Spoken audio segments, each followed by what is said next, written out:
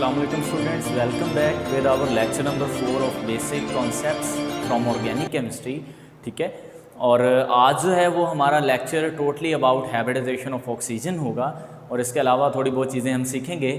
तो ऑक्सीजन में भी sp3 और sp2 हैबिटाइजेशन पाई जाती है। तो जो हमारे पास अल्कोहल हैं, ठीक है, मोनोओज जो हैं जिसमें प्राइमरी, सेकेंडरी और टर्शियरी अल्कोहल्स हैं, उन सारों में जो ऑक्सीजन की हैबिटाइजेशन है वो sp3 होती है। And if you talk about the structure of water on the basis of habituation, तो वहाँ पे भी sp3 हैबिटाइजेशन मौजूद होती है। लेकिन चूंकि ये ऑर्गेनिक केमिस्ट्री है तो इसमें हम वाटर, चूँकि टोटली इनऑर्गेनिक कंपाउंड है, तो उसको हम यहाँ पे स्टडी नहीं करने वाले। तो लिहाजा हम यहाँ पे जो एग्जाम्पल अपनी लेने वाले हैं हैबिटाइजेशन ऑक्सीजन sp3 में, वो है CH3OH यानी मिथाइल अल्कोहल। ठीक है, सबसे पहले तो आप देखें जो ऑक्सीजन की कॉन्फ़िगरेशन है 1s2, 2s2, इसके बाद 2px2, 2py1, ठीक है, एंड 2pz1।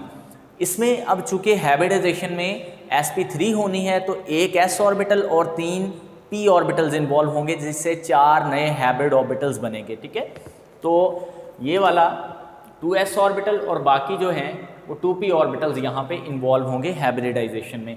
लेकिन यहाँ पे स्टूडेंट्स आपने ख्याल करना है, अगर हम कार्बन की बात करते हैं ना, तो कार्बन में s में यहाँ पे भी एक था, यहाँ पे भी एक इलेक्ट्रॉन था, तो यहाँ एक और चारों में एक एक आता था in case of carbon atom. Nitrogen के केस की बात करें तो यहाँ पे एक आता था नाइट्रोजन में, क्योंकि उसमें एक इलेक्ट्रॉन ऑक्सीजन से कम होता है। चूँकि ऑक्सीजन में एक इलेक्ट्रॉन ज़्यादा है तो यहाँ पे 2 इलेक्ट्रॉन्स मौजूद होंगे। तो ये आपके पास है sp3 hybridization of oxygen atom. ठीक है, और इसकी ज्योमेट्री जो बनेगी वो एज यूजुअल टेट्राहेड्रल होगी, जिसमें 2 लोन पेयर्स होंगे और 2 अनपेयर्ड इलेक्ट्रॉन्स होंगे। लेकिन जब ये मॉलिक्यूल बनेगा ना, जैसे फॉर एग्जांपल वाटर का मॉलिक्यूल होता है, वाटर के मॉलिक्यूल की चूँकि यहाँ पे एग्जांपल नहीं मैं ले रहा, तो वहाँ पे फिर ये 2 लोन पेयर्स की वजह से जो एंगल है वो बेंट हो जाता है 104.5 डिग्री का। लेकिन जब हम सिर्फ हाइब्रिडाइजेशन की बात करते हैं, चूँकि ये टेट्राहेड्रल है, तो एंगल यही वाला नॉर्मल हम लिखेंगे 109.5 डिग्री का। हाँ, अगर आप मॉलिक्यूल के बनने के बाद लिखना चाहते हैं तो तब ये ठीक होगा, एक लॉन पेयर की वजह से। जैसे फॉर एग्जांपल जब ये मैं मॉलिक्यूल बना लूँगा, इसमें 2 लॉन पेयर्स हैं, तो इसकी वजह से जो है वो थोड़ा सा चेंज आता है स्ट्रक्चर में। ठीक है, ये आपको ख्याल करना है। अब देखिए, हम इस मॉलिक्यूल को बेसिकली एक्सप्लेन करें, जिसमें कार्बन के साथ 3 हाइड्रोजन है और ऑक्सीजन के साथ 1 हाइड्रोजन एटम है। तो पहले तो हम कार्बन को देख लेते हैं। कार्बन के सारे बॉन्ड्स हैं वो सिंगल बॉन्ड्स हैं, तो कार्बन की भी यहाँ पे sp3 हाइब्रिडाइजेशन ही होगी ऑक्सीजन की तरह। तो ऑक्सीजन में यहाँ पे sp3 हाइब्रिडाइजेशन हम शो करने वाले हैं। तो आइए शुरू करते हैं इसको। देखें, सबसे पहले मैं क्या करता हूँ, यहाँ पे कार्बन एटम बना लेता हूँ। ठीक है, ये मेरे पास कार्बन एटम है। तो कार्बन के पास 1, 2 और ये 3 लोब्स बन गए। ठीक है, sp3 है, और ये इसका चौथा लोब है। तो ये sp3 हाइब्रिडाइज्ड हैं, और इन सारों में कार्बन के पास, अभी मैं पहले बता के हटूँ, एक इलेक्ट्रॉन मौजूद होगा। ठीक है, इसी तरह यहाँ पे अगर हम ऑक्सीजन का एटम बनाएं तो ऑक्सीजन के एटम में भी यहाँ पे 1, 2, 3 और ये वाला 4। तो ऑक्सीजन में क्या होगा, ऑक्सीजन के जो इलेक्ट्रॉन है मैं वो ब्लू से बना देता हूँ। यहाँ पे 1 इलेक्ट्रॉन, 2 इलेक्ट्रॉन, यहाँ पे भी 2, यहाँ पे 1 और यहाँ पे 1। तो इस तरह ये 2 लोन पेयर्स होंगे। ये वाले 2 जो हैं यहाँ पे ये लोन पेयर्स हैं, लोन पेयर्स ऑफ इलेक्ट्रॉन्स। ठीक है, तो ये तो बॉन्डिंग में हिस्सा नहीं लेने वाले, ये ऐसे हाइब्रिडाइज फॉर्म में पड़े होंगे लोन पेयर्स की फॉर्म में।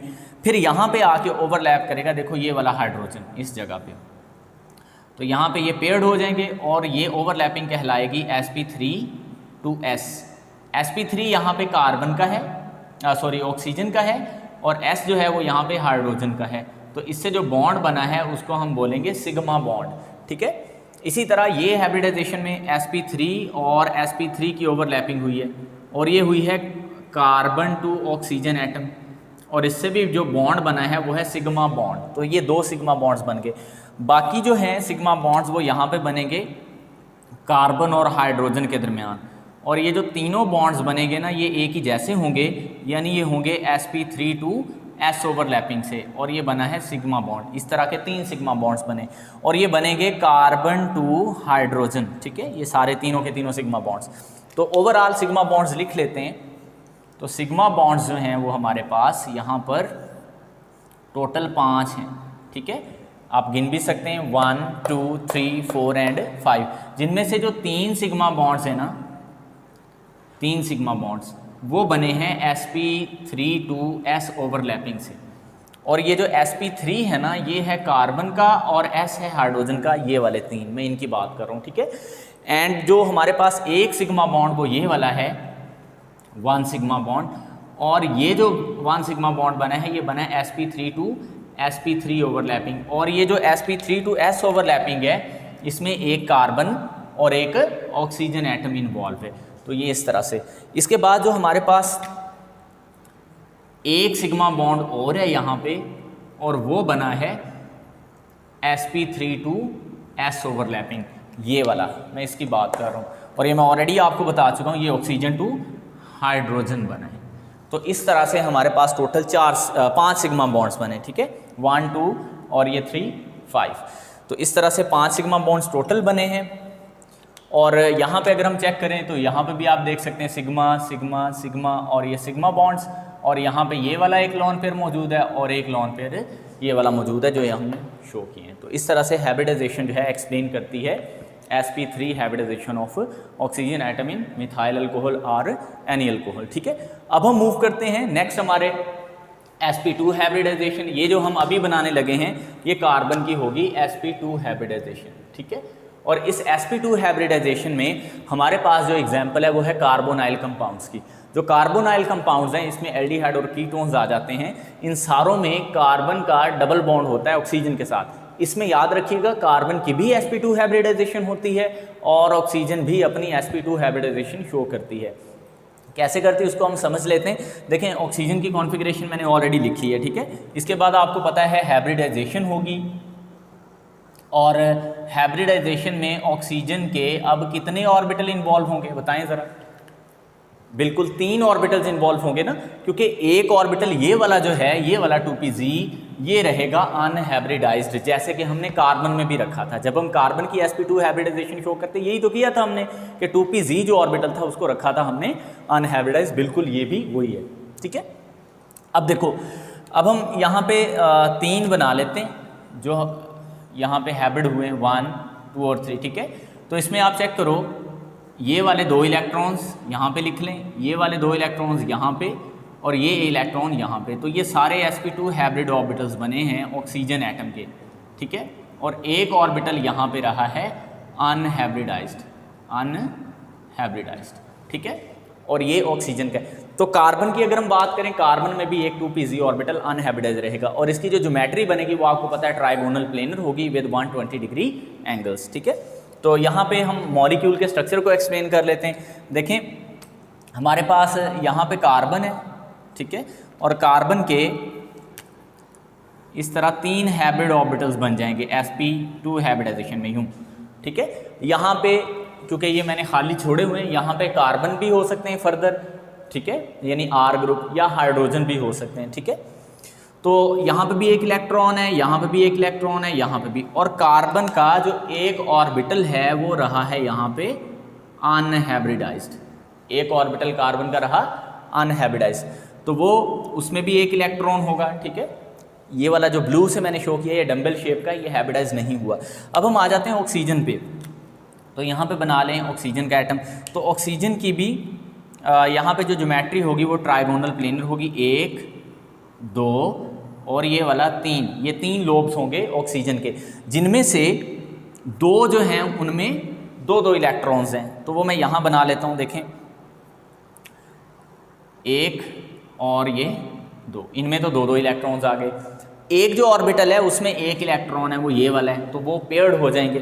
तो ये जो पेयरिंग हुई है ये हुई है sp2 to sp2, और ये हुई है किन किन एटम्स के दरमियान, एक कार्बन है और एक तरफ ऑक्सीजन है, तो ये हुई है कार्बन टू ऑक्सीजन। और इससे जो बॉन्ड बना है वो है सिग्मा बॉन्ड, ठीक है, ये भी आपको पता होना चाहिए। लेकिन ऑक्सीजन पे एक ऑर्बिटल अनहाइब्रिडाइज्ड भी है जो कि 2pz है, तो वो मैं यहाँ पे बना लेता हूँ, ये वाला इस तरह, ठीक है। तो इसमें भी एक इलेक्ट्रॉन है, तो ये यहाँ पे करेंगे पाई ओवरलैपिंग, तो इससे बनेगा पाई बॉन्ड, ठीक है। इसे क्या बन जाएगा, पाई बॉन्ड बन जाएगा। तो इस तरह से हाइब्रिडाइजेशन होगी ऑक्सीजन की sp2 इस मॉलिक्यूल में। अगर फॉर एग्जांपल यहाँ पे 2 हाइड्रोजन लगे, मैं अपनी तरफ से ये एग्जांपल ले लेता हूँ, तो ये फॉर्मेल्डिहाइड बन जाएगा, ये सिंपलेस्ट एल्डिहाइड है। तो फिर क्या होगा, यहाँ पे आके ओवरलैप कर जाएंगे हाइड्रोजन, तो ये बन जाएगी sp2 टू s ओवरलैपिंग। और अगर यहाँ पे भी, तो फिर ये भी बनेगा sp2 टू s ओवरलैपिंग, यहाँ पे भी सिग्मा बॉन्ड बनेगा और यहाँ पे भी सिग्मा बॉन्ड बनेगा। तो ये फॉर्मेल्डिहाइड का स्ट्रक्चर होगा। तो इसमें ओवरऑल जिस तरह ये मैंने कैलकुलेशन की आप देख लेना, देखो 1 2 3 सिग्मा बॉन्ड्स हैं और एक इसमें पाई बॉन्ड है। तो यहाँ पे भी आप गिन सकते हैं, देखें सिग्मा बॉन्ड, एक सिग्मा बॉन्ड, और डबल बॉन्ड में एक कौन सा बॉन्ड होता है, पाई बॉन्ड, और ये 2 लोन पेयर्स भी यहाँ पे मौजूद हैं। ठीक है, यू कैन चेक। तो ये थी हमारे पास हाइब्रिडाइजेशन ऑफ ऑक्सीजन।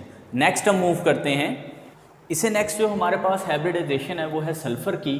ठीक है, सल्फ़र और ऑक्सीजन सेम ग्रुप से बिलोंग करते हैं। ठीक है, और ये छठा ए जो ग्रुप है, 6th ए ग्रुप है हमारे पीरियोडिक टेबल का, उससे दोनों बिलोंग करते हैं। दोनों के वैलेंस शेल में एक जैसे इलेक्ट्रॉन्स होते हैं, दोनों के वैलेंस शेल में एक तरह के इलेक्ट्रॉन्स होते हैं। सिर्फ फ़र्क ये है, इसका एटॉमिक नंबर 16 है और ऑक्सीजन का 8 है। बाकी कॉन्फ़िगरेशन वैसी ही है। यहाँ पे नियोन 10 इलेक्ट्रॉन इनर्ट पेयर है, ये बॉन्डिंग में हिस्सा नहीं लेगा। वहाँ पे 2s में 2 इलेक्ट्रॉन थे, यहाँ पे 3s, बस इतना फ़र्क है। उसके बाद 3px 3py और 3pz। इसके बाद ये जो हमारे पास sp3 हाइब्रिडाइजेशन है ना सल्फ़र की, ये होती है थायोल्कोहल्स में, जैसे ये मिथाइल थायोल्कोहल है। ठीक है, तो यहाँ पे भी 2 इलेक्ट्रॉन्स मौजूद होते हैं। तो ये जो हमारे पास कंपाउंड है ना CH3SH, इसमें कौन सी हाइब्रिडाइजेशन होती है, इसमें होती है sp3 हाइब्रिडाइजेशन। सल्फर की sp3 के अलावा sp2 भी होती है और D2sp3 भी होती है, D2H3SH है। तो अब आप देखें यहाँ पे ये वाले जो हमारे पास चारों ऑर्बिटल्स हैं ये होंगे हाइब्रिडाइज। ठीक है, और इससे हमारे पास नए हाइब्रिड ऑर्बिटल्स बनेंगे हाइब्रिडाइजेशन में। यहाँ पे देखें इस तरह 1 2 3 और 4, तो एक में 2 इलेक्ट्रॉन है, दूसरे में भी 2 इलेक्ट्रॉन है, तीसरे में 1, चौथे में 1। तो ये sp3 बना, ये भी sp3, ये भी sp3 और ये भी sp3। तो इस तरह से हमारे पास टोटल जो है वो 4 sp3 हाइब्रिड ऑर्बिटल बने। और इनकी जो ज्योमेट्री बनेगी वो एज यूजुअल टेट्राहेड्रल होगी। ठीक है, जैसे हमने पहले शो की थी, तो उसको मैं दोबारा नहीं लिखने वाला। तो यहाँ पे देखें जो हमारे पास कार्बन के साथ यूँ 3 हाइड्रोजन है। ठीक है, इस तरह ऐसे, और यहाँ पे सल्फ़र है और फिर यहाँ पे H है। सिर्फ फ़र्क ये है कि यहाँ O की जगह जो है वो SR है, बस इतना फ़र्क है। तो बाकी सारी जो ज्योमेट्री है, सारी जो फॉर्मेशन है वो बिल्कुल ऐसी होगी जैसे मिथाइल अल्कोहल में हुई थी। सिर्फ ये फ़र्क होगा कि यहाँ पे जो ऑक्सीजन थी उसका 2s था और यहाँ पे ये 3 वाले हैं, 3s और 3px वाले। ठीक हो गया। तो इसी तरह यहाँ ऑक्सीजन की जगह कौन सा एटम आ जाएगा, सल्फर एटम। और सल्फर के भी यहाँ पे 2 लोन पेयर्स मौजूद होंगे एज यूजुअल ऑक्सीजन। बाकी 5 सिग्मा बॉन्ड्स बनेंगे, यू कैन सी 1 2 3 4 और ये 5। और लोन पेयर अब ऑक्सीजन की बजाय सल्फर पे मौजूद होंगे। ठीक है, तो ये हमारे पास थी कौन सी वाला, सल्फर की sp3 हाइब्रिडाइजेशन। तो अगर पेपर में आ जाए very similar to that of oxygen. तो स्टूडेंट्स ये थी हमारे पास हाइब्रिडाइजेशन ऑफ ऑक्सीजन और हाइब्रिडाइजेशन ऑफ सल्फर, जिसमें हमने ऑक्सीजन की 2 हाइब्रिडाइजेशन सीखी, sp3 और sp2, जबकि सल्फर की हमने यहाँ पे सिर्फ sp3 हाइब्रिडाइजेशन को डिस्कस किया। आई होप कि आपको ये समझ आया होगा।